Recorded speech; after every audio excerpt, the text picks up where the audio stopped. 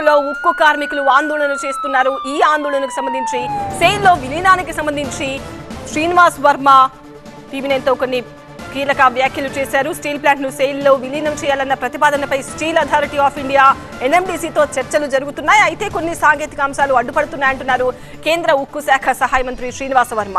తెలుగు వ్యక్తిగా steel plant ప్రైవేటీకరణ జరగకుండా చూడాల్సిన బాధ్యత తమపై ఉంది అంటున్నారు శ్రీనివాస్ వర్మ. సెయిల్ విలీనానికి స్టీల్ ప్లాంట్ ఎన్ని అడుగుల దూరంలో ఉంది? కేంద్ర మంత్రి శ్రీనివాస్ వర్మ ఏమంటున్నారు? టీవీ9 అసోసియేట్ ఎడిటర్ మరిన్ని వివరాలు అందిస్తారు మహాత్మా. ఆ స్టీల్ ప్లాంట్ ప్రైవేటీకరణను వ్యతిరేకిస్తూ ఉద్యోగులు చాలా కాలంగా ఆందోళన చేస్తున్నారు. ఈ విషయంలో కేంద్ర ప్రభుత్వం ఏం చేయబోతుందో తెలుసుకుందాం. మనతో మాట్లాడేందుకు కేంద్ర ఉక్కు శాఖ సహాయ మంత్రి భూపతిరాజు శ్రీనివాస్ వర్మ గారు ఉన్నారు. సార్, ఈ ప్రైవేటీకరణ విషయంలో కేంద్రం వెనకడుగు వేసింది అనుకోవచ్చా, లేదా ఇతర ప్రత్యామ్నాయాల వైపు ఏమైనా దృష్టి సారించిందా? ఏం జరుగుతుంది? విశాఖ విషయంలో ఏ ప్రత్యామ్నాయాలంటే చాలా ప్రత్యామ్నాయాలు మన దగ్గర ఉన్నాయి.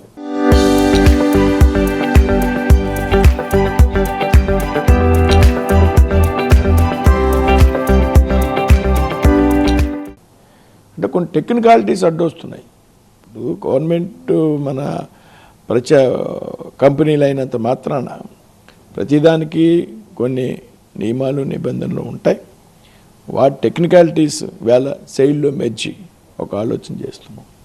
దానికి కొన్ని టెక్నికాలిటీస్ సెయిల్ నుంచి ఉన్నాయి. అవి కూర్చుని మనం చర్చించి వాటికి పరిష్కారం ఏంటనేటువంటి విషయాన్ని ఆలోచిస్తున్నాం. అలాగే NMDC అనే ఒక పిల్లెట్స్ ఫ్యాక్టరీ కొంత ల్యాండ్లో అక్కడ స్టార్ట్ చేస్తే ఎలా ఉంటుంది అనేటువంటి ఆలోచన మనం కూడా చేస్తున్నాం. అయితే ఉద్యోగ సంఘాలు అంటారా, తప్పనిసరిగా వారి ఉద్యోగ హక్కు గురించి వారి భద్రత గురించి అడగడమో లేకపోతే ధర్నాలు పోరాటాలు చేయడంలో తప్పు లేదు. ఉద్యోగ భద్రత ఇంపార్టెంట్ కాబట్టి మొన్న 100 మందిని ఒక NMDCకి ఇక్కడి నుంచి ట్రాన్స్ఫర్ చేసేసారు. కాబట్టి ఇది విశాఖ స్టీల్ని క్లోజ్ చేయడానికి ఆల్రెడీ ప్రాసెస్ స్టార్ట్ అయిపోయింది అనేటువంటి ఒక పెద్ద ఎత్తున ఆందోళన చేసి అనవసరపు ప్రచారం చేయడం జరిగింది. ఏదైతే ఇక్కడ కొంతమంది ఎక్సెస్ ఉన్నారు కాబట్టి ఇందులోంచి 100 మందిని అక్కడ ట్రాన్స్ఫర్ చేయలే ఒక డిప్యుటేషన్ మీద, ఏదైతే నగరనాల స్టీల్ ప్లాంట్ ఉందో NMDC ఆధ్వర్యంలో డిప్యుటేషన్ మీద అక్కడికి పంపించా అంతే. కాబట్టి ఉద్యోగులు భద్రత కాపాడే విషయంలో కట్టుబడి ఉన్నాం. అలాగే స్టీల్ ప్లాంట్ విషయంలో ఏమైనా సరే దాన్ని కాపాడాలి. అందుకే ఇంత ఎక్సర్సైజ్ చాలా ప్రత్యామ్నాయాలు ఆలోచిస్తున్నాం.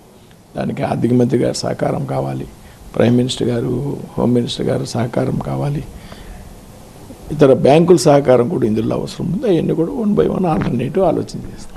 అసలు ప్రతి స్టీల్ ప్లాంట్కి ఒక క్యాప్టివ్ మైన్స్ ఉన్నాయి, కానీ ఈ స్టీల్ ప్లాంట్కి అటువంటి సొంత గనులు, ఇనుప ఖనిజాన్ని తీసుకొచ్చే గనులు లేకుండా పోయాయి. అవి అలాట్ చేసి ఉంటే ఈ నష్టాలు కూడా వచ్చేవి కావు అన్నది వారు చెప్తున్నమాట. మరి అటువంటి ప్రత్యామ్నాయం కూడా ఏదైనా చూస్తున్నారా? దానికోసం కొంత ఫండింగ్ కూడా అవసరం అంటున్నారు.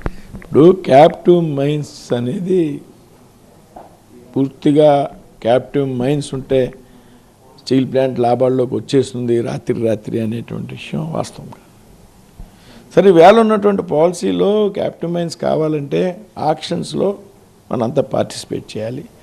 ఆక్షన్ ద్వారానే క్యాప్టివ్ మైన్స్ మనం పొందాలి. అది ఒక గవర్నమెంట్ పాలసీ. సో సెయిల్ అనేది ఉంటే సెయిల్ దగ్గర కొంత మెయిన్స్ ఉన్నాయి.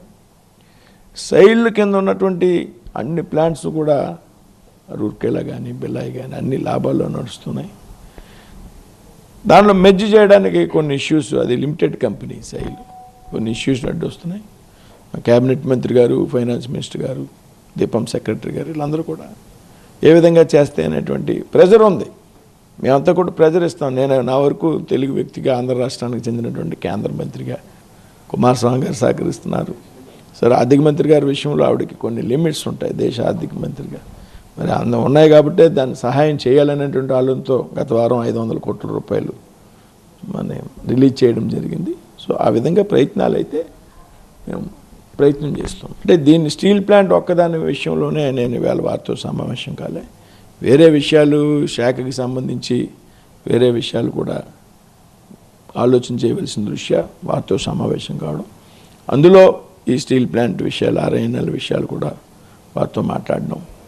సో క్యాబినెట్ మంత్రి గారితో కూడా మరి ఒక 5-6 రోజుల్లో మళ్ళీ సమావేశం కావడం, ఆల్టర్నేట్స్ ఎక్సర్సైజ్ చేస్తున్నాం రాత్రి పగలు. ఎక్కడ మేమైతే దాన్ని గాలికి వదిలేనటువంటి ఆలోచనలో లేం, పూర్తిగా ఎక్సర్సైజ్ చేస్తున్నాం. డెఫినెట్గా మేము ఇందులో పెద్దల సహకారంతో, ఆర్థిక మంత్రి గారి సహకారంతో, ప్రధానమంత్రి గారి సహకారంతో ఇందులో అయినా సక్సెస్ అవుతాం అనేటువంటి ఒక నమ్మకం, విశ్వాసం నాకైతే ఉంది. Thank you sir. So Visakha steel plant విషయంలో ప్రత్యామ్నాయాల మీద దృష్టి సారించాం, ఆ దిశగా కసరత్తు జరుగుతోంది అంటూ కేంద్ర ఉక్కు శాఖ సహాయ మంత్రి భూపతిరాజు శ్రీనివాస్ వర్మ చెప్తున్నారు. కెమెరా పర్సన్ రమేష్తో మహాత్మా కొడియా, TV9 న్యూఢిల్లీ.